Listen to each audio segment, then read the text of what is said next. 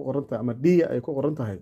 ayuu wuxuu ka wada mataqaanaa diamond ayay u taagan tahay laakiin inuu diamondtii ka hadlaya kama dhignee walaal wax kastoo ka sarreeyay 8daasuu diamond u yaqaanaa 9kiibu diamond u yaqaanaa 10kiibu diamond u yaqaanaa okay haddaba ma diamondtii saxda ahayd baan ka hadlaynaa oo saacadan maadaama iyaduba ay ku qoran tahay mataqaanaa diamond selector 2 ay ku qoran tahay ma diamond bisa loogu talagalay may walaal qaacidadeedu hadday sida ay tahay mataqaanaa u fahamtid walaal lagaxaanta oo dhan aad mataqaanaa u isticmaali karaysaa haddaba walaal insha allah tacaala aan soo koobo 8da waxa ku xiga waa 9 waxaa weeye mataqaanaa dhagaxa rubiga loo yaqaana ama corundum ayaa laisku yidhaahdaa markii laisku qabto waa rubiga iyo sapphire-ka ama sapphire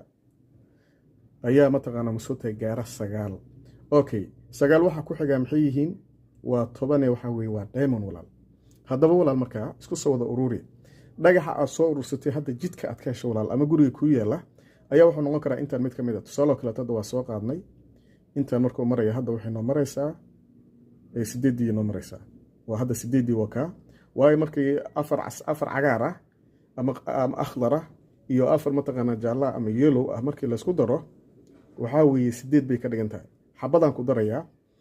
waxay ka dhigan tahay marka walaal si kooban oo raqiis ah qaacidada adoo raacay saacadu iyadaaba mataqaanaa musuutahay samayn doonta tilmaan waali ahoo cod bayba ku dari doontaa in adeer cod bay ku dari doontaa